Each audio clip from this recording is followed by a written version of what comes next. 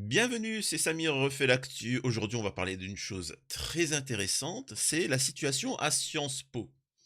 En effet, il y a des blocages dans cette université et par rapport à la situation, bien évidemment, au Moyen-Orient, et cetera. On va revenir un peu là-dessus. Rima Hassan fait une demande aux gens, hein, sur Twitter, aux Français. Je vais réagir par rapport à ces propos-là. Nous avons Omar Sy, heu qui essaye de, enfin, vous allez voir, c'est très marrant, hein, il veut parler du racisme, hein, il veut saboter un peu le travail des gens, voilà. Et il y a une intervention d'Arnaud Klarsfeld, c'est ça? Un avocat, sioniste qui qui est juste magistral sur Sciences Po, et je crois que, c'est la meilleure intervention. Encore une fois, je suis désolé, bien évidemment, que je vais soutenir tous ceux qui luttent, pour la liberté, et bien évidemment pour la Palestine, mais la réalité, c'est que tout ça n'est que du fake. À Sciences Po, c'est que du bidon, et vous verrez, et vous me direz si j'ai tort ou j'ai raison, les gauchos, OK? On verra. Hem Et moi, c'est factuel, hein, ce que je dis. Avant ça, bien évidemment, je vous invite à vous abonner, laisser un commentaire, liker, partager. Vous connaissez la chanson. Il y a bien évidemment un souci avec YouTube, avec les commentaires, qu'il désactive sur ma chaîne. C'est dommage. J'essaye de vous mettre le lien de mes 2 chaînes, secondaires, et je vous demanderai de vous y abonner, hein. Si les commentaires ne sont pas désactivés, en urgence, je vous invite à, laisser un commentaire et vous y abonner par sécurité. Heu, Merci. Une fois qu'on a dit ça, on va pouvoir démarrer. Mais avant, c'est vrai que j'oublie que, presque 20 à 30 de mon audience n'est pas française, elle est soit belge, suisse, et cetera. Alors Sciences Po, c'est une école française, hein, faut le savoir, c'est une école française où est étudié, les sciences politiques, les sciences humaines, sociales, le droit, l'économie, l'histoire, et cetera. Heu et en fait, il est dit que ça fabrique les élites. Parce que là, beaucoup des anciens élèves de Sciences Po, se retrouvent à des hauts postes, de l'État, de la fonction publique, ils se retrouvent dans les médias, dans des institutions, des grandes entreprises françaises, bla, bla, bla. Donc c'est vraiment quelque chose de, c'est pas n'importe quoi, si vous voyez ce que je veux dire. Voilà. Alors, et c'est très marqué, gauche. Gauche, Free Palestine, tout ça. Et Arnaud, Klarsfeld dit un point, parce que nous, citoyens, nous, hommes du peuple, bah, mais comment ça se fait alors que depuis des décennies, ces hauts fonctionnaires, ces personnes-là, sont tous en fait pro-israéliens, pro machin, et pourquoi, à votre avis? Et c'est là où Arnaud Klarsfeld a dit un point intéressant et qui va déplaire là aux gauchistes.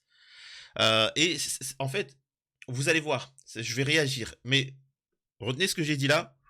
D'abord, on va mettre en avant un petit peu ce qui se passe à Sciences Po. Les gens ils seront là, ouais, Palestine. Oui, t'inquiète pas.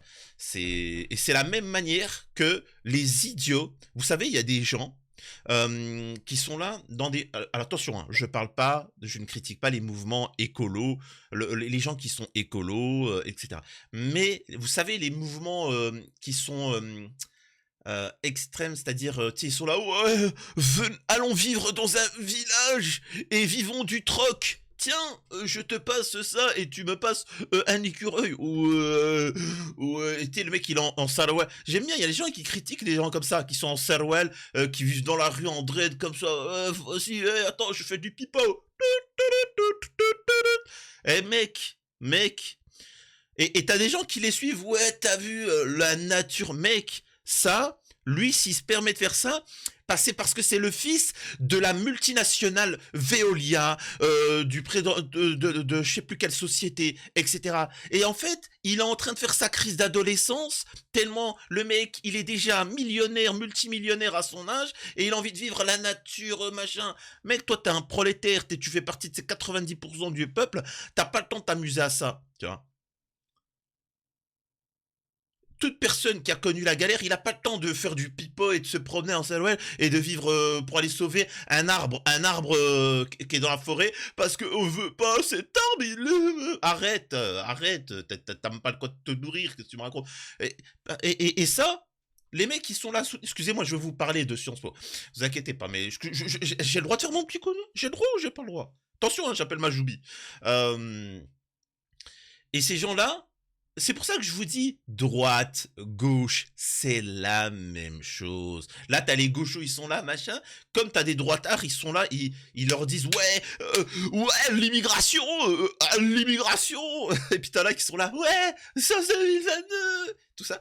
Et quelques années plus tard, qu'est-ce qui se passe? Bah, au bout d'un moment, la difficulté fait que tu cherches un travail. Tu sais, le misérable qui a suivi les mouvements écolos, il va au travail de la grande multinationale pour refaire l'entretien d'embauche, il rencontre le grand patron. Mais c'est toi, tu t'étais attaché à l'arbre écolo, etc. Ouais, monsieur. Oui, bon, vous voulez quoi? Ouais. Monsieur, écoutez, tant que vous n'avez pas ça. Mais on est des amis, on était attachés ensemble à l'arbre, etc. Oui, là, les écolos bobos, je connais pas, moi. Allez, société, rendement, efficacité. Ah, d'accord, ok. Pareil pour le droitard. Il était là, comment? Ensuite, quand le peuple, hein, je parle du peuple qui a suivi ça, et ensuite, il va quelques années plus tard, il va dans l'entreprise. Il arrive, mais c'est quoi cette entreprise? Il n'y a que des étrangers. Bon, après, ça coûte moins cher, c'est pour ça. C'est une honte. Je vais quand même postuler. Eh, mais c'est toi, on était dans les soirées 100% pur français. Hein? 0% halal. Les soirées 0% halal. Tout ça. Ouais. Bon, ça coûte moins cher les étrangers, je prends. Et puis au moins, c'est une main-d'œuvre. Et puis au moins, ils sont efficaces et tout ça. T'as un problème, le français? Vive l'immigration! Ça rapporte plus d'argent à la société de mon père que j'ai hérité. Maintenant, tu es. Oui, oui. Les gars, vous vous faites tous pigeonner, c'est tout. Bref, excusez-moi de cette introduction. Voilà, bon, vous avez l'habitude. Nous avons. Comment on appelle ça? Nous avons des manifestations monstres concernant Sciences Po. Déjà, écoutons les revendications. Qui sont ici, qui vont commencer d'ailleurs une conférence de presse pour savoir comment va se dérouler cette journée, car les étudiants ne veulent pas partir de Sciences Po tant qu'ils n'auront pas eu des réponses de la part de leur direction par rapport à leurs revendications. On peut voir aussi des dizaines d'étudiants qui sont à l'intérieur du bâtiment, qui l'occupent toujours, et cela n'est pas prêt de s'arrêter. Alors, je suis avec Alice, qui est étudiante ici à Sciences Po et membre de l'Union Syndicat. Quelles sont vos revendications aujourd'hui ? Alors, moi, je fais partie de l'Union étudiante, un syndicat étudiant. Alors, nos revendications, on demande 3 choses à Sciences Po. Donc, on demande, premièrement, la cessation de toute poursuite disciplinaire envers les étudiants qui se sont mobilisés pour défendre les Palestiniens et Palestiniennes. On demande aussi une investigation des partenariats de Sciences Po avec certaines universités ou des partenariats économiques. On veut une investigation et si ces organisations se révèlent coupables, on veut la cessation de ces collaborations. Et on demande aussi l'organisation d'une assemblée générale avec la direction de Sciences Po et l'ensemble des étudiants pour que Sciences Po prenne clairement position devant les étudiants et assume ses responsabilités. Comment a débuté ce mouvement ? Alors, ce mouvement, il a débuté déjà au mois d'octobre. Petit à petit, les étudiants se sont mobilisés parce qu'on a estimé que 30 000 morts, c'était trop, qu'un génocide en cours, ça pouvait pas continuer ainsi. Nous, on est étudiants et on voit que à Gaza, il n'y a plus d'université, il n'y a plus d'éducation. Donc nous, forcément, ça nous touche de toute manière. Et donc voilà, on a commencé cette mobilisation. Là, la mobilisation de ces derniers jours, elle a commencé par une assemblée générale. Tout le long de mercredi après-midi, il y a eu une assemblée générale, une agora avec des ateliers organisés, des étudiants qui ont fait des... Bon, voilà. Donc alors, je vais vous montrer plusieurs extraits, etc. Et donc voilà. Bon, c'est bien. Je dis pas que l'action en soi est bien, mais il ne faut surtout pas écouter Rima Hassan quand elle dit que, en fait, elle appelle tout le monde. Hein, je vais peut-être vous montrer les tweets. Elle appelle tout le monde à rejoindre Sciences Po, etc. Surtout ne pas faire ça. Il ne faut surtout pas faire ça. C'est une jeune demoiselle, hein, elle est jeune, Rima Hassan, mais ça décrédibiliserait le combat de ces jeunes. Euh, Pourquoi? Parce que c'est le meilleur moyen d'infiltrer ce mouvement. Plus il y aura de monde, plus ça va bloquer les routes aux alentours, plus on va dire trouble à l'ordre public, plus ils vont intervenir et ça va être sanglant. Au-delà de ça, forcément, il y a des gens qui vont venir. Eh, voilà le Coran, la cité, vraiment. Et si vous saviez, on va tous vous bip bip bip bip. Les étudiants de Sciences Po, mais qu'est-ce qu'il vient de dire? Et les caméras, vous avez vu ce qu'il a dit? Tu vois? Et puis vous savez très bien, là l'avantage c'est que Sciences Po ils se connaissent tous, tu vois. Donc c'est pour ça que si quelqu'un vient et dit des propos désobligeants, ils pourront dire non mais excusez-moi, ce n'est pas un étudiant de Sciences Po, ça c'est un infiltré qui essaye de... Vous voyez ce que je veux dire?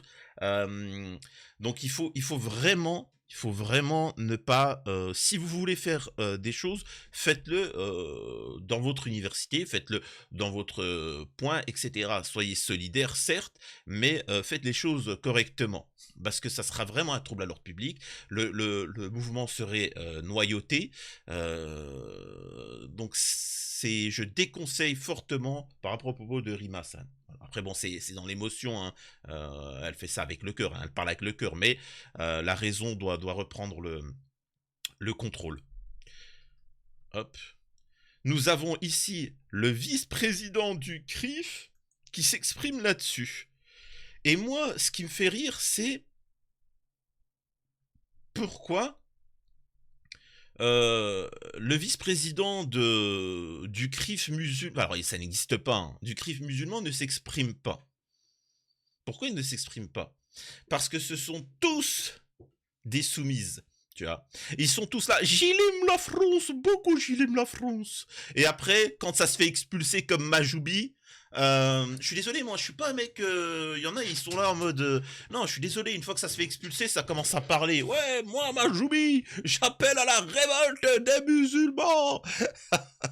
Ah là, quand t'étais là, t'as pas parlé, salut, au revoir, tu vois. C'est pas, comment on dit en France, c'est pas une fois que c'est pas une fois que t'as chié qu'il faut commencer à serrer les fesses. Ah, c'est trop tard après, tu vois. D'ailleurs, je vous parle de Majoubi. Allons voir sa dernière vidéo, tant qu'à faire. Et après, on revient sur Sciences Po, etc. Après mon expulsion, un nouvel imam, Mohamed Tatiaï, l'imam de Toulouse, vient d'être expulsé vendredi après avoir purgé une peine de prison, payé une amende de 30 000 €, assigné à résidence. Le seul crime qu'il a commis, 7 hommes âgés de 60 ans ou plus, ce qu'il a cité un texte eschatologique, un texte prophétique. C'est-à-dire en France, aujourd'hui, le pays, entre parenthèses bien sûr, des droits de l'homme, interdit aux imams musulmans. Ce qui me fait rire, moi, c'est qu'il fait des démarches. Le mec, il fait des démarches. C'est pour ça que je vous dis, mais le mec, attention, et là, c'est là où je critique les droitards et je critique les gauchistes. C'est pour ça que moi, je vous dis, il faut pas les écouter, les deux partis, parce que les droitards, ils veulent l'expulser définitivement. Moi, je veux pas qu'il soit définitivement expulsé, Majoubi. Et les gauchistes, ils veulent le faire venir en France. Je veux pas qu'il veut. Moi, je veux qu'il reste dans un entre-deux. Tu vois? En fait, faut lui donner un peu d'espoir pour qu'il continue à faire ses vidéos, tu vois? C'est ça que je veux. Et puis, au-delà de ça, il a une procédure. Ferme-la. Tu sais, je sais pas, fais semblant. Je sais pas, mets-toi avec un drapeau, chante la Marseillaise, fais semblant pour pouvoir, tu sais, une fois que la procédure, l'appel, tout ça. Non, il peut pas s'empêcher de critiquer la France, là. Ouais, les droits de l'homme, vas-y. Sacré Majoubi, va. Voilà. C'est le même mec que je rappelle qui a dit que sa religion, enfin, la République était au Akbar, c'était au-dessus, etc. Pathétique, va. Pathétique. Tous les Français patriotes, les Français patriotes, ils se moquent de Macron et de son enfin, de la personne avec qui il vit. Tu vois, bon, vous savez, hein, les rumeurs. Est-ce que c'est un homme, une femme, machin. Ils se moquent tous, hein. Le monde entier se moque. Et et ces imams de France, ils t'expliquent que cet homme-là, il est au-dessus de Dieu. Même un athée, quelqu'un qui n'y croit à rien, tu vois, enfin, il ne croit rien, il ne croit pas en Dieu. Toi qui m'écoutes, tu ne crois pas en Dieu. On est d'accord que si toi tu devais y croire, qu'il y a un Dieu, c'est-à-dire que tu y crois, on est bien évident qu'il est supérieur aux êtres humains, qu'il est encore plus à Macron. Tu vois, wow.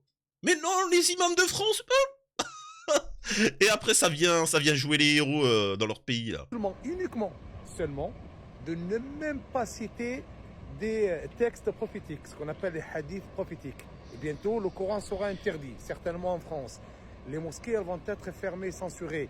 Et nos mamans, nos femmes, nos filles, elles seront interdites de porter le voile. Je vous le garantis. Soyez sûrs et certains, musulmans et musulmanes de France. Jusqu'à où et jusqu'à quand cette humiliation, cette indignation? Jusqu'à quand nous resterons des porteurs de sceaux? Alors, l'humiliation, les gens qui luttent ne sont pas humiliés, tu vois. Quand tu es oppressé ou autre et que tu luttes, quand tu dénonces, tu luttes, tu n'es pas humilié. Donc voilà, c'est quand tu te soumets que tu es humilié. Mais la majeure partie des gens se révoltent, hein. On n'est pas des soumis, hein. Que quand nos parents qui ont servi à rebâtir la France après la Deuxième Guerre mondiale, nous, les enfants des émigrés... Alors là, par contre, ça, là-dessus, la victimisation...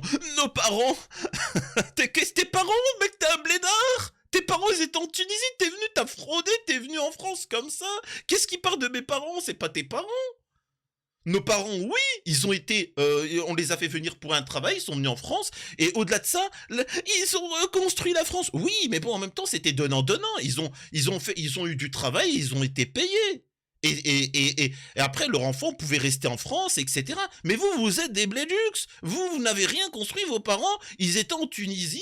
Voilà, donc arrêtez de nous mettre. Arrêtez de nous comparer, tu vois. Musulmans et maghrébins surtout, nous allons subir encore cette injustice. Comment cet homme, ou moi, ou d'autres imams qui vont suivre, en citant un hadith, une parole prophétique, un texte coranique, eh bien tout simplement le ministre de l'Intérieur, M. Darmanin, prend la décision en buvant un café, en étant bien sûr dans un confort total chez lui avec sa femme et ses enfants, il prend son stylo, il signe l'arrêté d'expulsion au petit matin, eh bien l'imam musulman, dans la ville où il est, eh bien, il est surpris par les policiers en lui disant « Monsieur, faites vos bagages et vous dégagez chez vous. » On va aller jusqu'où? Vous, musulmans et musulmanes, s'il n'y a pas un réveil sincère pour ne plus servir en tant que bouc émissaire, pour ne plus servir en tant que passerelle pour les élections, nous sommes 11 millions de musulmans en France et c'est pas plus. Vous pouvez mettre qui vous voulez dans la balance et vous pouvez enlever qui vous voulez. Mais plus simplement dans la dignité et dans le respect. Mais pourquoi il n'a pas dit ça avant? Tu sais, pourquoi il parle? Moi, je m'en fous, moi. Le discours, je m'en fous. Hein. Je m'en fous. Ça m'intéresse pas. Venez pas en commentaire parler de ce qu'il dit. On s'en fout. Moi, ce qui est marrant, c'est pourquoi il ouvre sa gueule maintenant? Pourquoi il parlait pas avant? Serpillère. Les serpillères, moi, je vous l'ai toujours dit. Et l'être humain fonctionne comme ça parce que même le droitard, etc., il te le dit, mais pourquoi quelqu'un qui est un traître et qui trahit ses valeurs, il est, comment on appelle ça? Il est détesté de par le monde. Quand il a craché sur sa religion, les mêmes personnes qui voulaient l'expulser ont dit mais oh, là tu vas trop loin, là t'as pas d'honneur. Tu vois ce que je veux dire? C'est-à-dire qu'un ennemi, tu peux avoir un ennemi mais il a un honneur, il a son paradigme, etc. Mais c'est pour ça que Majoubi il est respecté de personne, ni de par les gens de gauche, ni par les gens de droite, ni par les athées, ni par les musulmans. Un athée il se dit quoi? C'est ça sa croyance? Le mec il se prosterne devant Macron et devant son... Non. Moi, ça, c'est le genre de gens qui sont pathétiques. Et croyez-moi que ça fait comment on appelle ça? Ça fait écho à Sciences Po, parce que non pas Raphaël Glucksmann, Arnaud Clasfeld disait bien par rapport à ses étudiants à Sciences Po que plus quand ils vont grandir, qu'ils vont travailler, qu'ils auront leur société, vous inquiétez pas qu'ils vont tous changer d'avis. Hein. Vous avez vu tous ces ministres, Manuel Valls, ces journées, etc. Tous, hein, ils étaient tous Free Palestine. Hein. Et après, Israël, etc. C'est comme ça. Donc, les actes, faut regarder les actes. Donc, nous avons alors, voilà. Comment ça se fait que le mec, association du CRIF là, il s'exprime sur l'histoire, mais ça te regarde pas? De quoi je me mêle? De quoi je me mêle? La colère, c'est plutôt, nous déplorons tous évidemment les morts de tous les côtés, et il est clair que Alors déplorer, c'est pas suffisant, hein, c'est pas suffisant. ce qui est visible d'abord, c'est un blocage, c'est qu'il y a de la colère. Je n'entends pas de colère pour les otages, je ne vois pas de photos pour les otages. On sent une manipulation politique. Donc là, il explique bien, je comprends pas, il y a des otages, pourquoi et machin, bah il y a suffisamment, il y a l'État, il y a le gouvernement, il y a le monde entier qui pense aux otages, et justement, s'il y a un cessez-le-feu, les otages risquent de ne pas se faire vilipender, donc il faut un cessez-le-feu, parce que sinon les otages, c'est vous qui ne pensez pas aux otages. Oh les gars, ça fait plus de 6 mois, les otages, il y en a aucun qui a été libéré. Non mais attendez, arrêtez de faire semblant d'avoir des sentiments, c'est incroyable. Et en plus, il met dans la balance des otages avec un géno en cours, quoi. Donc, mais bon, c'est... Derrière ce mouvement. Et pour ceux qui diraient, je m'en fiche de la situation en Israël, je répondrai juste une chose. C'est... Israël n'a pas de frontières. Retenez bien ça. Israël, c'est factuel, hein. Israël n'a pas de frontières. Mais je comprends pas. Oh, là, faut que je t'explique. Je suis en train de te dire que, légalement, tout Israël considère qu'ils n'ont pas de frontières. Toi, français, tu sais c'est quoi tes frontières, tu vois. L'Allemagne aussi, le Polonais aussi, etc. Israël, il n'y a pas de frontières. Non, si, c'est vraiment que ça, là, le truc. Oui, Billy. Pour le moment, ça va grandir. La France, tu vois, la France appartient à Israël. Et factuellement. Donc vous verrez le monde de vos enfants et de vos petits-enfants. Si Gaza tombe, le monde libre tombera. Vous verrez. Qui regroupe quelques dizaines d'étudiants et qui surtout empêche aux étudiants juifs d'accéder et la liberté d'enseignement.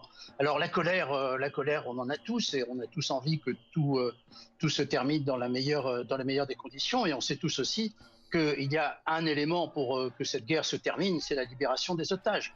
Et ça, on n'en entend jamais parler. Donc il y a réellement une manipulation. Bon voilà, bon là il vient, il parle. Là il y a Mélenchon qui s'exprime. Sous toutes les latitudes, à Yerevan comme à Gaza. Mais je voulais à tout prix vous adresser le salut le plus reconnaissant et le plus admiratif pour le travail que vous avez engagé en occupant les lieux et puis ce matin en vous rassemblant. Vous êtes à cet instant, pour nous, l'honneur de notre pays, l'image la plus forte que nous puissions donner du fait que les Français n'acceptent pas, ne se résignent pas, ne laissent pas faire sans agir l'odieux, l'abominable massacre, le terrible génocide à Gaza. Vous serez bien sûr soumis à toutes sortes de pressions et de brutalités, mais j'ai la certitude que vous y résisterez et que, en le faisant, vous encouragerez d'autres consciences, d'autres actions à se mettre en mouvement. Face à l'abomination qui se déroule avec la complicité et dans le silence de tant de puissance, seule l'action populaire montre qu'il existe une humanité réelle qui se sent impliquée l'une par l'autre, ici, là, entre les régions du monde, entre les peuples, et qui fait d'une seule et même souffrance, celle de chaque individu, où qu'il soit, quelle que soit sa couleur de peau, quelle que soit sa religion. La solution, malheureusement, je vous le dis, elle n'aura lieu que sur le champ de bataille. C'est tout. Là, tout ça, là, c'est bien, mais bon, faut pas non plus trop espérer, les gars. Et je répète, il y a Rima Hassan qui appelle tout le monde à rejoindre le mouvement. C'est fait avec émotion ce qu'elle dit, mais je peux vous assurer d'une chose, c'est contre-productif. Et le noyau sera saboté, on va entendre des propos désobligeants et on les collera à Sciences Po. Soyez solidaires, soyez un front uni, et donc voilà, malgré ça, je vous dis concernant... c'est... Je viens de voir une une image. Attendez. Non mais c'est ça, hein. Mais sachez que le monde entier est anti ces bips et de toute façon leurs frontières, il n'y a pas de frontières donc le monde leur appartient. Oh celle-là je vais te l'enregistrer ça d'image. Voilà. Hop, peut-être ça sera utilisé pour machin. Bref, quoi d'autre? Allez, Omar Sy, on avait parlé d'Omar Sy. Omar Sy appelle à se réveiller face à la montée de l'extrême droite. Ah là là, quand je vous dis qu'ils essayent de saboter tous les mouvements, toutes les choses, etc. L'acteur déplore la disparition de la fraternité et appelle à se méfier des gens qui sont en train de cracher leur haine et de mettre au goût du jour la France du passé. J'ai envie de remettre un mot à la mode, le groupe. En pleine promotion du livre Viens on se parle, écrit, vous voyez c'est du business, les mecs ils ont aucune dignité, écrit avec la journaliste Elsa Vigoureux, Omar Sy a dénoncé jeudi 25 avril sur le plateau de Quotidien la montée des idées d'extrême droite et de l'individualisme, c'est pour ça qu'il n'a pas pu aller sur TPMP. L'acteur qui déplore la disparition des notions de justice, d'égalité et de fraternité appelle à se méfier des gens qui sont en train de cracher leur haine, de mettre au goût du jour une France du passé.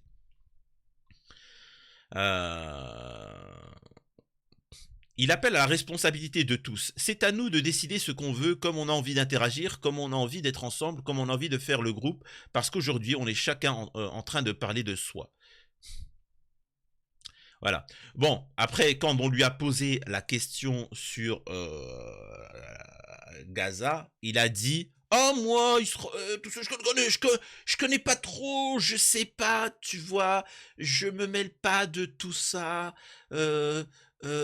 Oui, pathétique, allez, rendors-toi. Tu sais, ça c'est les Jamel Debbouze et les choses comme ça. Vous vous êtes tu, vous allez continuer à vous taire et arrêter de faire les.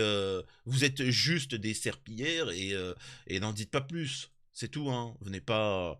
Mais bon, incroyable. Et là, j'aimerais vraiment que vous me dites si ce que vous en pensez, alors si les commentaires fonctionnent, ce que vous en pensez de mes propos hein, concernant ce genre de personnes qui, en grandissant, évoluent et deviennent des monstres. Mais je vous invite vraiment, pour me soutenir, on sait jamais, de me rejoindre sur mes autres chaînes. Et par contre, j'aimerais parler un petit peu d'Asma. Asma, qui est une fidèle auditrice de la chaîne. Alors, il faut que tu saches que ton fils m'a demandé de faire une dédicace, mais il en peut plus. Il est venu en pleurs. Je fais vraiment une minute, une petite dédicace. Tu vois, puis si vous aussi voulez que je fasse des dédicaces à des membres de votre famille, n'hésitez pas, je le ferai en vidéo. Mais il en peut plus, hein. Il est venu chez moi, comme ça, il pleurait. Il est tombé dans mes bras. Je dis, qu'est-ce qu'il y a? Il en peut plus. Asma, tu lui piques ses comptes. Tu lui piques son compte Twitch. Tu lui piques ses comptes pour venir assister à mes lives ou à des choses comme ça. Il en peut plus, mais laisse-le, le pauvre. C'est incroyable. Putain, il me dit, c'est dingue. Dès que je refuse de manger, elle me dit, hey, t'arrêtes de faire ton Billy. Incroyable. Je fais pas mes devoirs. Attention, je vais appeler Majoubi. On peut plus. On peut plus. Vous n'avez pas fini d'entendre parler de Majoubi. Laisse-le respirer, Asma. Alors, dédicace à Asma. Voilà, tout simplement. À la prochaine. C'était Samir refait l'actu. Prenez soin de vous.